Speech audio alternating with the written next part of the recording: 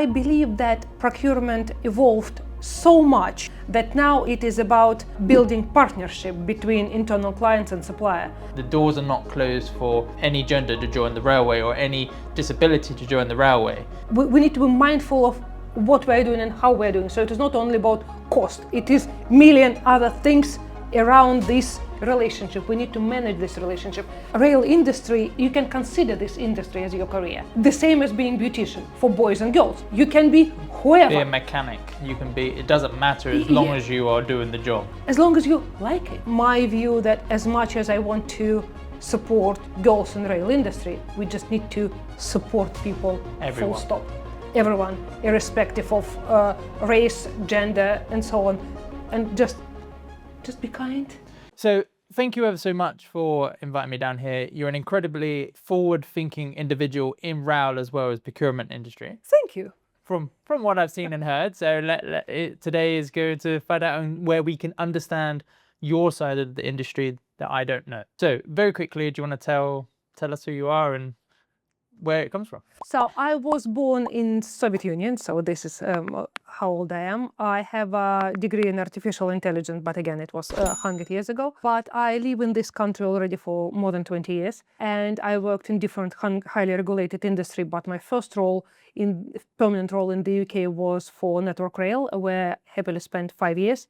And last 10 years, I work for 𝗘𝗁𝗪 we are running DLR, and I'm head of procurement here, which I'm very happy about. And you've been here for 10 years. 10 years doing this. So you know the DLR procurement a bit. I think I do. You'd like to think so. But every day is school day, so yes. And procurement is not just an off-the-shelf job on its own. I'm sure, like you mentioned before, it's a bit like skill matching and job matching. Do you want to explain a bit more of that? Yes, I never seen any procurement person who dreamt to be procurement from childhood. Kids dream to be cosmonaut or soldier or policeman or doctor or even lawyer, but never procurement. And all procurement people I know, they fell to procurement somehow from whatever any other specialties. So, but I believe that procurement evolved so much during last 20 years that now it is not about savings and processes. It is about building partnership between internal clients and supplier. And if we measure procurement only by savings and number of suppliers, we miss a lot, because I always can buy cheaper. There's always somebody cheap out there. But if I squeeze last penny out of my supplier, I will never get innovations, efficiency, sustainability, and all other things which true partnership can bring. And that's the unity where you bring in these different relationships together. Exactly. Working relationships make a better working lifestyle and everyone benefits. Exactly. We are matchmakers, we are facilitators, we are not decision makers, but we can create this partnership. And from that, the tail end of that is the results. And the results happen out on track, Yes. boots on ballast or boots on concrete for DLR. Yes. Yeah. What do you think the understanding gap is currently? So I'll rephrase the question in a better. Currently, the men and women that are on track, they don't see procurement. They don't understand. And regardless, they don't need to. They don't need to. No, we're a service. Yes. But how do you think your world of the corporate procurement area in RAL affects the boots on ballast individuals? On many ways, we are trying to be as supportive as possible, and we try to explain what we do. We're not barrier between people doing their job and the result. We are, as I said, we are facilitator, and we need to facilitate or engage with new suppliers such a way that, firstly, it is safe, safety first. It is safe for not only physical safety, but financial safety, cybersecurity, and all other things, that it is safe to work with this supplier first. Then it is cost effective, or we have return on investment for all the supplier. Also, it is sustainable, that we will not kill this supplier just because we question one invoice. So it is, if it is small supplier, one man and a dog, it is great, we will support them, but we need to, it should be conscious decision that if we put one invoice on hold, we will ruin this supplier cash flow. We can. And arguably, a lot of companies don't think like that. But then the relationship just ends, and then you got to start the process. Exactly. So we need to be mindful of what we're doing and how we're doing. So it is not only about cost. It is million other things around this relationship. We need to manage this relationship. And guys on the track, we need to educate, wrong word, but it is mutual education. They will tell me what is important for them. I will tell them what is important for organization.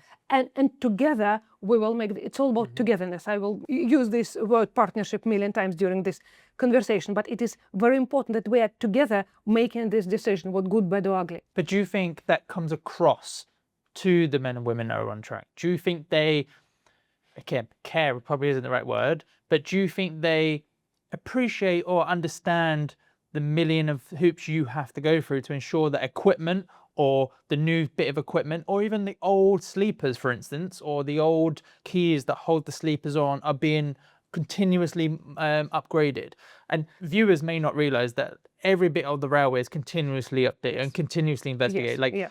There is these clips, I don't know the name, and people will have a go at me for not knowing the name. There are clips that go underneath the rail, so that when a cable goes under, the cable's not touching metal, and it's not. And before, they were orange clips that you used to have to get a burning gun and heat it up to heat melting toxic fumes, and then try and spend it onto the bottom of the rail, and they would break and they're brittle. Your knowledge is fascinating, yes. But that's what it was, and that's what I've known for over a decade, and that's what everyone knows. But recently, they've come out with these new blue ones that are 2 parts, and they like go together. But that meant that somebody had to go away and come up with that idea, come away with the processes, and then produce it to go through the universities to get it verified as rail safe, and then come to you and get the tick. I think a lot of this is like qualification system, yes. But I don't think a lot of individuals on track, they see these and they go, oh, this is an amazing thing. Well, I did anyway. I was like, this is amazing because it makes life so much easier, and they're reusable, and that's it. So you're saving money long run, even if they are more expensive. But I don't think the men and women on track, by care, they just like their job easier. But from your perspective of procurement, that's quite a valuable long-term relationship where you're saving money, you're making the work out on track easier for the man force. And then you're beating the environment well with the toxic fumes. You're not putting chemical toxic fumes to the worker that we're all burning.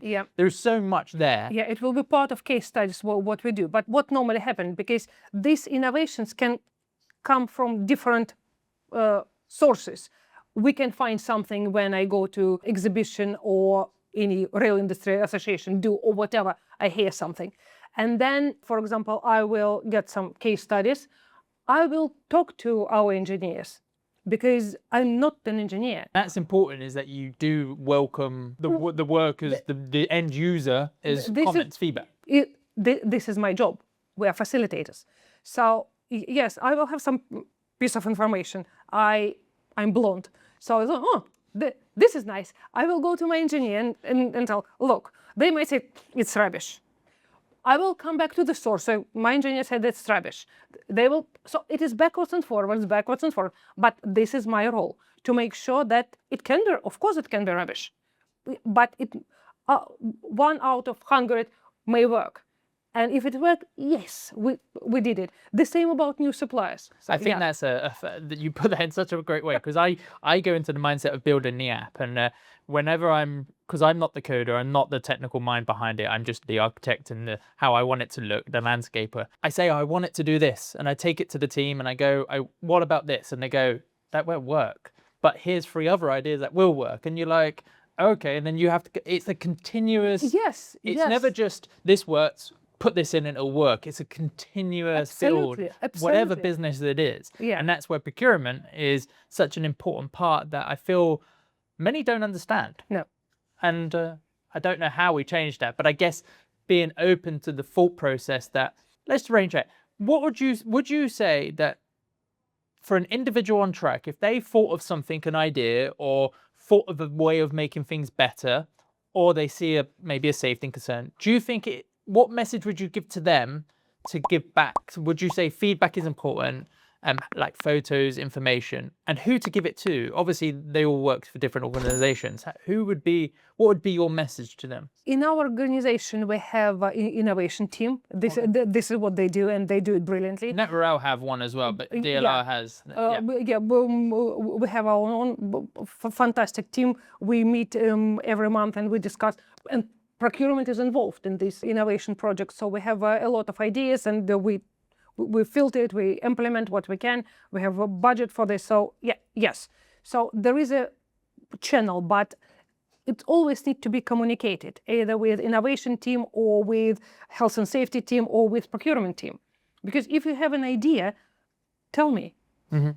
And I will find the supplier. Again, this is my role. If you will tell me that this pen is not good right now in 21st century, but this probably better, I will find the supplier, because surely the suppliers exist. Because that's the idea of the relationship. Yeah, I strongly believe that if I have this idea, surely I'm not the most clever person in railways. Somebody already had this idea and somebody already implemented it. People say that about the app, but I'm like, loads of people have come to me and said, I thought about doing what you're doing. Great, that's amazing. Let's work together and brainstorm, because I'm not saying I thought of it. I have not redeveloped the wheel, but sometimes you need someone to go out and do it. Yes. And I guess that's where the procurement world is like, okay, your job is to give me the idea, I'll go and do it. Yeah. It's a good way of looking at it. Because in rail industry, supply chain is quite limited, because this is, how many train manufacturers do you have? Probably 10. And this is it. And spare parts will be all similar suppliers. We have, I'm sure you know this great system, Rail Industry Supplier Qualification System. What's it, sorry? RISQS, Rail Industry Supplier Qualification System. Yes. Yeah, they make my life much easier. I thought you were going to say, well, they make your life easier. Yes, because when I appoint supplier, somebody already went to their site and did the audit for me. Yeah. Of course, we will do our own audits from health and safety perspective, from finance, because when I do supplier audit, I go to their site and just talk to people. This is what I do. I talk. Apart from seeing their, probably you will cut it, first thing I noticed on supplier site is their car parking. If it is Maseratis and Lamborghinis, we pay them too much. So this sort of thing, but you can cut it off from. But yeah, most importantly for me is to talk to workers who, or operatives who work on our account. Last summer we visited one supplier in Czech Republic, and me being from Soviet Union, so yeah, again it will be Soviet Union facility. Nothing even close. It was absolutely clinically clean. All operatives spoke perfect English, better than I do, which was annoying, but they knew exactly what they're doing. They didn't know what DLR is, but they knew that it's London. They knew what they're doing, how they're doing it, all of it. So I talked to all of them. Well done. Mainland Europe has some incredible workers, and their facilities are some of the best I've ever seen, because I go to them as well. And I think they're amazing. Yeah, so for me, it is very, very important to see suppliers, not only their sales team. Yes, I understand. But people who physically work on our account. Because you said RISQS is RISQ. Yes. Like we got our, because like you said, you give all your evidence and it's one audit. Yeah. And then once you've been audited, then it makes your life easier, because you're not having to go through that process every time for every new relationship. Yeah. I think that's a fantastic way. And like you said, there are organizations. So the original question of what would the end user, the man, woman on track, what was the message to them to give feedback? You have an innovations team. Yes. But I think a lot of companies would be, from maybe a subcontractor, maybe even on a PAYE level of the workers wearing orange, send an email in. Send an email to the HR, but go past HR, follow it up, because the HR, that's not their channel, that's not their role, but that's what your communication channel would be. So go to your line manager and then follow it up. And if they don't, find the procurement individual in that organization, because there will be, and LinkedIn is probably the best place if you're struggling, just send it straight to LinkedIn. Yes, yeah, this is what I do. If I need to find somebody or something, for me, LinkedIn is the best channel to find people or organizational products. Yeah. Fantastic. So you also sit on many organizations to do with women in rail and women in transport, which is incredible. And they do fantastic work. Yeah. But there are, as we've mentioned a few times, and as we see across the industry conversations, that it's not as simple as just saying women in rail. It's not as easy as just saying open the doors like they're closed. They're not closed. And in my opinion, the doors are not closed for any gender to join the railway or any disability to join the railway. How does that work in the corporate world? And how can we, what would be like a message to open the door to anyone wishing to join any industry? It is not as straightforward because it, as you said, it's not about closing door. It is more about mindset of people. And probably we need to start, maybe university is a little bit too late, and we need to start literally from kindergarten to explain boys and girls that it is a real industry. You can consider this industry as your career. The same as being beautician for boys and girls. Being beautician, great. Or being rail engineer, you can be whoever. Be a mechanic. You can be, it doesn't matter as long as you are doing the job.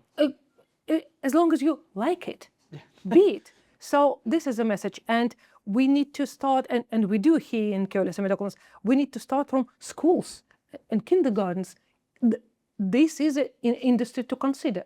And there is a mass different roles in any transport industry. Absolutely, There is everything from the MDs to the marketing to the procurement to fixing the trains, the rolling stock side of the railway, as well as boots on ballast. There is, it doesn't matter. There is so many different careers within transport, and it doesn't matter what disability you have. Obviously, some are more restricted than others. Even color blindness comes down to some because of the signaling and the wiring. But it, as an industry in a safe environment, you can do anything regardless.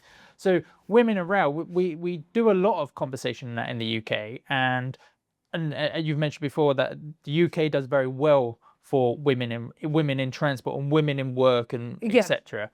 We've spoken off camera briefly about culturally as well as generational, and I think I want to hit point on the generational part. That hits home to me because I do see that, like we were saying before, the social restraints and the social, like you say, like you can't do social pressures from every different generational step and every level of, if you're working in C-suite or if you're in middle management or you're boots on ballast, it doesn't matter. And I think you get this mixed message, and I think that's where a lot of these communication and open conversations help.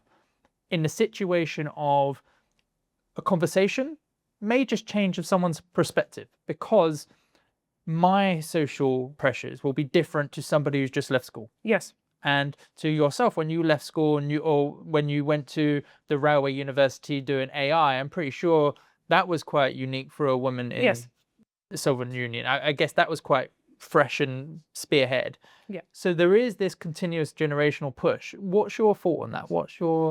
Does that ring bells? Does that? Absolutely, and every generation has their social pressure and about how girls look, for example, and all of that. What we were talking about before, I strongly believe that Britain achieved a lot in terms of equality and diversity. If you compare this country with any other country, say Russia, because from Soviet Union, it is this huge difference. So you can be proud of yourself, what you achieve and what you're doing. In terms of social pressure, yes, and it is generational thing, and it is cultural thing. In different cultures, pressures are different. Pressures for girls and pressure for boys different, because I believe sometimes being girl is easy, because being a girl, I can cry. I can say that I'm a girl. I didn't achieve just because I'm a girl. Boys, as a boy, you don't have this excuse. You just have to achieve. And if you don't achieve, if you want to be a beautician, not engineer, people will say, you're not good enough. So probably this is suicide rate from boys 10 times higher than girls. You can cut it off, but no, it is. If not more. Recently, we had this presentation in the Rail Industry Association about that. So, and it is shocking.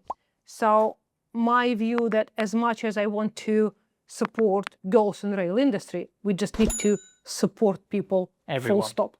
Everyone, irrespective of race, gender, and so on. And just be kind. Sounds very cheesy. There is. I'm not a fan of the be kind movement. I think I'm not a fan of it, but I do understand it. I do think we need to be. I advocate for any worker, but I do try and give a voice for women around, because it is maybe a lesser of a voice, but not just. I think some companies may just say they do and just to tick the box. But I think actually, what platform do you give anyone? And I'm trying to give a platform to everyone. It doesn't matter gender, race, color, anything. I don't care. As long as you do your job, in my perspective, I don't really care what you do or as long as you do your job and you do it right, great. But there is an element of, like you said, of not looking after the core, which is a male-dominated industry, just probably because core, wrong word, but yeah, I know but what you mean. it is a majority male-dominated industry, especially boots on ballast. Yeah. For one reason or another. Yeah. But if we focus so much in other areas, do we lose the focus on well-being for the majority workforce? We might. So this. I'm probably using the wrong terminology there, but like we said, like the majority of the workforce on track, at least, is male-dominated because of the type of work it is, or maybe and the social elements XYZ. But are we too focused elsewhere to actually look after, like you said, the suicide rates? And I honestly believe. Sorry, I'm cutting you off. I'm quite passionate about this. I believe that suicide on the railway should be accounted as railway industry incidents and deaths. I know that is completely unable to do. I'm not delusional, but I do think as a railway industry, there are more deaths in our industry by off track than we acknowledge. I think it's a dangerous perspective, but I'm putting myself out there to say that there is a lot of I don't know the statistics, but yeah, I think I understand what you mean. We, as an organization, will look after, I believe we'll look after our people, and we are not disbalanced, I hope. But I'm not a man, so I can't. As a woman, I believe that here I'm look after, and as an employee, I'm look after in this organization. So I don't think that here it is disbalanced, but it should be balanced. You're absolutely right. I don't think that we need to positively discriminate one against another, because positive discrimination is still discrimination. Yes, and I had an interesting conversation with another woman who was boots on ballast, and Raina was incredible and she was so open, and she was talking about. I'm taking it onto boots on ballast more, the world I know, and talking about women that may go into menopause and the rest of it, but being boots on ballast and how that affects the world she lives in. And I'm like, I wouldn't even have imagined that, because I don't know what it's like. I don't know the woman's lifestyle or restrictions for being boots on ballast. So it must be incredibly hard to advertise and market an industry for women in transport when we say it's open, and we've said it's open, but there are limitations. And I think you just got to be aware of what sometimes those limitations are of the type of industry we're in. And I mean that in the sense of, if you're boots on ballast or work out on track, it's not an inviting industry, it's an environment. But at times there are restrictions on what you can do. I recently, a couple of weeks ago, put out a post about toilets on track for shifts that are 10 hours or more. But I do appreciate the restrictions companies are under. And I think in a corporate world, there is a lot done in an office block and in a safe environment. There is so much done for everyone, for every gender, for every disability. But I do think we're lacking it in other parts of the industry that the corporate world may not see. This is true. And what I try to do when we implement some project or new equipment or whatever on track, I always go with my engineers there. A couple of years ago, it was a big project of changing fire doors in Woolwich Tunnel, and I went there with the night shift closure fantastic. I have a million pictures, so just loved it. But it is important for me to feel what my internal clients are doing and how they're doing it. And they were brilliant. They look after me because, yeah, sort of office girl in crash helmet doing stuff. But it is important for me. Of course, I will not understand everything, of course, but just to feel how it works. It is important because then I will more appreciate what they're talking about, what is important for them and why. So yes, as a office people, we need to experience all of that. But on flip side, we run a lot of shadowing programs. So for one day, somebody will shadow, say, me. That's really good. Yeah, and they will appreciate more because I remember a couple of years ago, one marketing girl in internal marketing joined me for Rail Tax. It's I think it closed now, this rail exhibition. And she was sure that it was sort of me glamorously walk around and just drink champagne, as I do. But then she walked with me, and then she asked me, how do you remember all of these people? I did my homework. I know all these companies, what they're producing, all their names, name of their mother-in-law and dog, all of that. And then I wrote everything down. Relationship building. And she was, wow. And then we drank champagne. So she appreciated a little bit more what I do, because this is part of my job. And we do a lot of this for every department, do shadowing. It is important because people will appreciate each other much more. I love that point you brought up about the trade shows. I go to trade shows all the time, and there's some that I don't know what's going on, and I'll go there to investigate. But the ones that I do research, or the ones that we trade show at, I research who is there. I research who's planning on coming, because then I know the conversations and where they're going and how to divert. Yes. When I first started doing the trade shows, I had no idea what anyone else's world was going on. I was just doing mine. I am boots on ballast, wear dirty oranges, fixing points, fixing tracks, X, Y, Z. And then I've come over to, well, I still do that side, but I've come over to the corporate side of it and trying to bring a platform for both sides. And it is a case of like, I will now have to continuously go forward. And people ask, how do I do it? Like you said, it is a case of people opening the doors and saying, we want that connection and welcome me in. There are very few times people have said, no, not interested, because people want to talk. People want to build that relationship because it makes the work-life balance easier from the two sides, from the corporate to the infrastructure side. Yeah.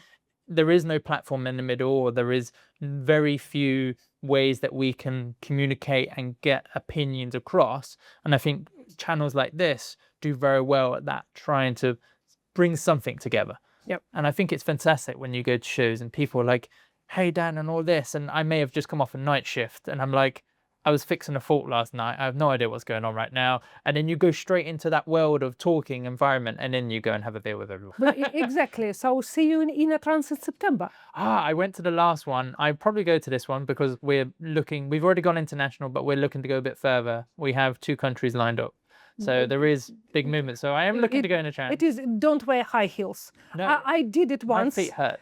Yeah, Big show. I did it once a few years ago, and I was nearly dead on the. It's a big. Yeah, I walked 10 miles in high heels, and then the guys just dragged me to the pub because I wasn't able to. Did you go to? Because Ria did a Berlin embassy. I never done it, but it's really good. I went last year. It was very good. Yeah, I would like. I recommend everyone to Yes, go. yes, go to Inner Transit and book it now because it's already a problem. Yes. But yes, I'll probably be going to Inner Trans. Yes. So the railway industry is continuously innovative. We're currently going for a rebrand, but essentially as a whole sector, there is always things being developed. The core innings that a lot of people don't see are continuously being developed, continuously being reorganized and restructured to benefit everyone. Yeah.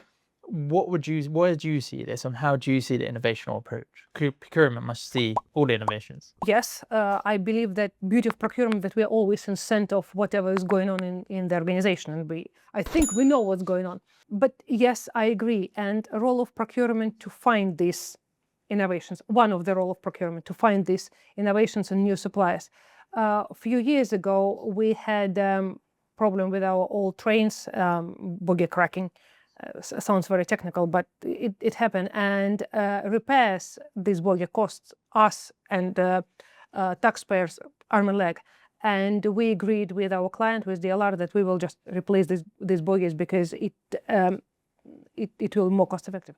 And we ran a tender, and I met, I think it was a Railtex or something, supplier who they build chassis for Douglas's aircrafts.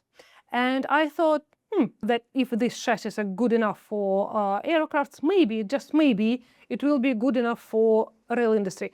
This supplier, Hutchinson, they were not in rail industry supplier. They were not qualified by RISQS, nothing like that. And me being procurement, I thought that I will invite them for a tender just for hell of it, just to drive price down, basically. And they compete with big organizations like Bombardier, Voith, Wabtec, all brilliant organizations. And this new supplier just diversify supply range.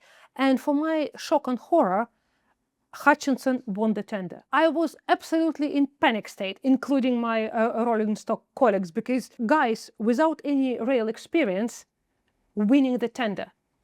And we ran absolutely transparent tender. I couldn't pull back. So we did all the audit and just making sure that our decision is safe. And we, apart from we saved our client a lot of money, we introduced new supplier to the rail industry. Then during this process, they were qualified by RISQS. We got all the certificates, all of it, change assurance process. So we jumped over all possible hoops. But beauty of it that now we have new supplier in the rail industry who can deliver.